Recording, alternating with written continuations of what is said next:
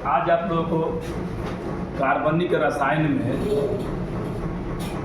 एक विशेष प्रकार के एनालिसिस करेंगे कि रसायन विज्ञान में कुल तत्वों, देखिए रसायन विज्ञान में लगभग मान के चलते हैं कि रसायन विज्ञान में कुल तत्वों का आविष्कार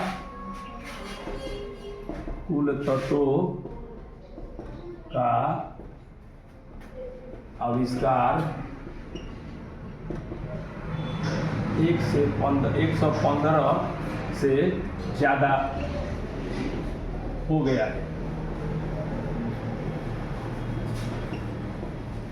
ये तत्व विभिन्न प्रकार के यौगिक बनाते हैं।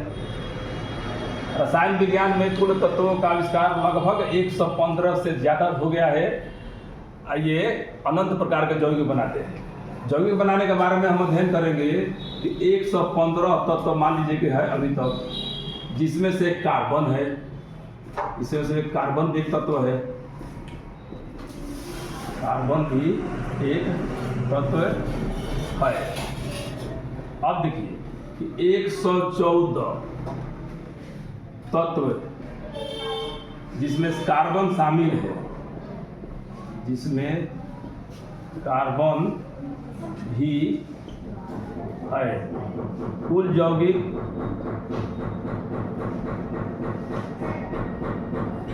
लगभग मान के चलते हैं 5 लाख, लगभग 5 लाख बना है, जिसे अकार्बनिक यौगिक कहते हैं। अकार्बनिक यौगिक कहते हैं।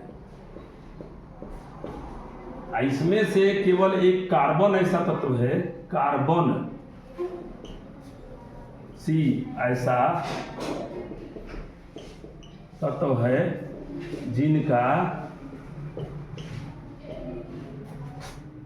2 करोड़, देखिए आश्चर्य की बात है कि 2 करोड़ से ज्यादा यौगिक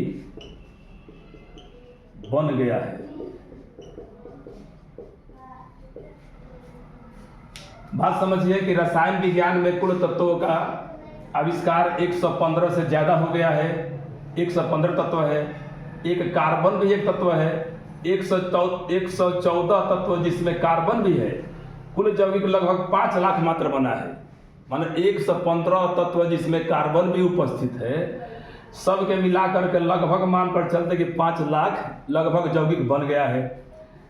जिसमें से देखिए आश्चर्य की बात है, केवल कार्बन एक ऐसा तत्व है जिसका 2 करोड़ से ज्यादा यौगिक बना हुआ है। तो कार्बन स्पेशल अकेले 2 करोड़ से ज्यादा यौगिक बना रहा है। कार्बनिक यौगिक और अकार्बनिक यौगिक 2 भाग में बांटते हैं। अकार्बनिक यौगिक जिसमें कार्बन भी मौजूद है, लगभग 5 लाख बना हुआ है यौगिक।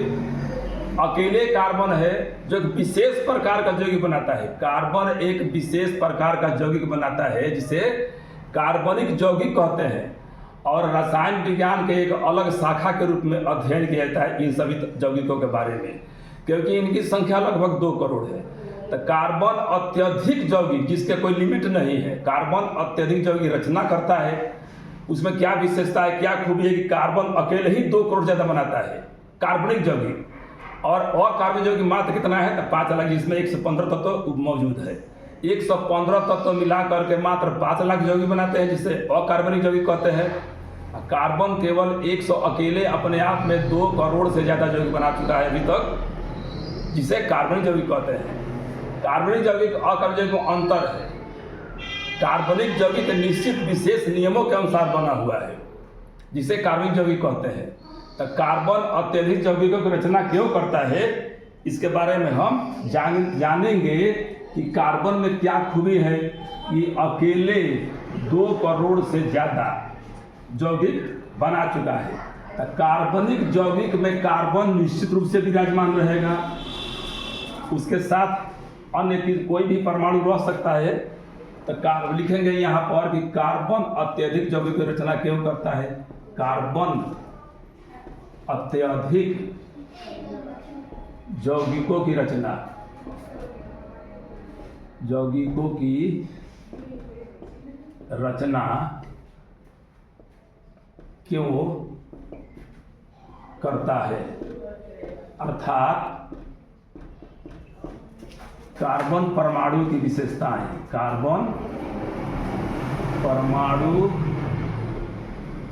की विशेषताएं देखिए क्या क्या है, जिसके कारण यह 2 करोड़ से ज्यादा यौगिक का निर्माण हो गया है। निम्नलिखित देखिए पहला विशेषता क्या है इसका, कि कार्बन की परमाणु संख्या पूरा विस्तार से अध्ययन करेंगे, क्योंकि करोड़ों यौगिक के बारे में जानना है। अगर इसके बारे में विस्तार से हम अध्ययन करेंगे तो उसका नामकरण, उसका बनाने का तरीका, उसमें कौन कौन विशेषता, उसके बारे में जानकारी प्राप्त हो जाएगी। कार्बन की परमाणु संख्या हो गया कितना, 6। हम विन्यास लिखेंगे, विन्यास मतलब कि इलेक्ट्रॉन के वितरण करेंगे कक्षा में, तो देखिए विन्यास हो गया 1s2 2s2 2p2। ये हो गया आंतरिक कक्षा, ये हो गया बाहरी कक्षा, ये हो गया बाहरी कक्षा। बाहरी कक्षा हो गया, इसको क्या कहेंगे, आंतरिक कक्षा कहेंगे, आंतरिक कक्षा कहेंगे। तो बाहरी कक्षा में इलेक्ट्रॉन कितना हो गया, 4, जिसे हम इसका कार्बन की संयोजकता क्या लिखते हैं, 4। तो हम बॉक्स बनाते हैं इस तरह से, बॉक्स देखिए, बॉक्स मॉडल के द्वारा ये हो गया